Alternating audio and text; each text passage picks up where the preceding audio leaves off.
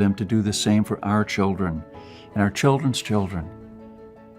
But now, my friends, we are sitting on the edge of oblivion. Our fathers and our grandfathers will probably be the last generation to practice basic things like building a root cellar or making pemmican. Our ancestors laid the bricks and built the world's strongest foundation that we are about to irreversibly forget. And we're going to pay the ultimate price for this.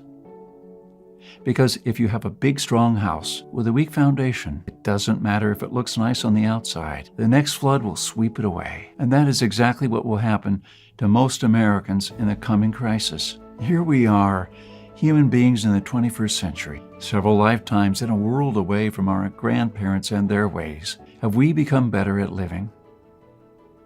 I think not.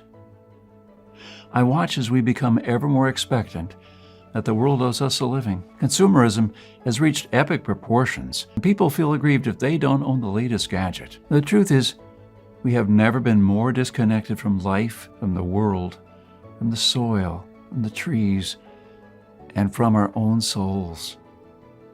We are straying away from our roots on a dangerous road from which there will be no turning back. And the good and the bad news is that we are the last generation that can truly do something about it. We no longer know how to live without refrigerators, without cars, without phones, or without supermarkets.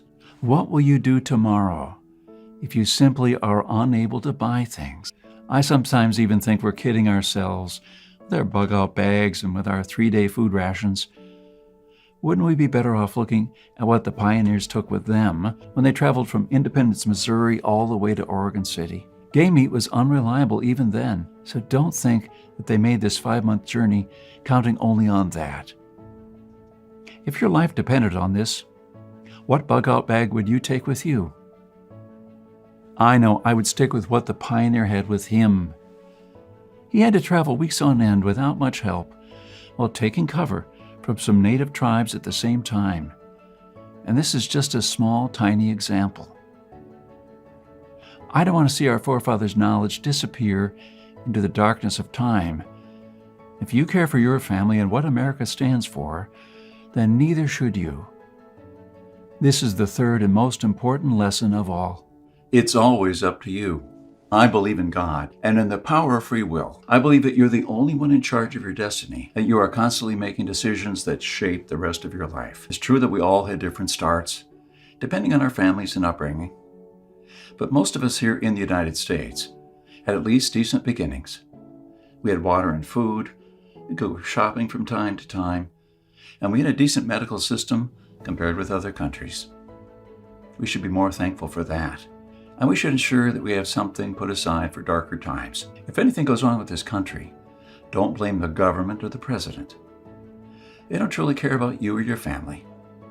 You'll be the only one in charge of your fate. I don't know if you noticed, but nothing just falls from the sky. God helps you, but He doesn't just lay it on your table. You have to work hard and do things yourself. As long as you're aware of this, your destiny rests solely on you and your willpower. You can truly change things, and you can do a lot more than you think you can. With this idea in mind, 15 years ago, I wanted to do something that hadn't been done before. Something that not only would help me survive a crisis without investing a fortune in stockpiles, but something that I could do around my house on a daily basis, using only methods that were tested and proven by our forefathers for centuries. I wanted to unearth and learn the forgotten ways of our great-grandparents. I went to my grandfather to find out how he survived, to learn the little secrets that helped him stay alive in spite of almost everyone else dying. He was now almost 90, but the old man was still in good shape. For 3 weeks on end, I absorbed his lessons like a dry sponge. On top of that, we built a lot of things together, including a root cellar and a storm shelter, just like the folks did when he was young. We made lard and ham, and we smoked 4 turkeys and preserved them for winter in 4 different ways, traditional ways, and a lot more. When I was a child, I was raised by my grandparents, but I hadn't spent such a quality time with my grandfather since then. In fact, there were months when we barely even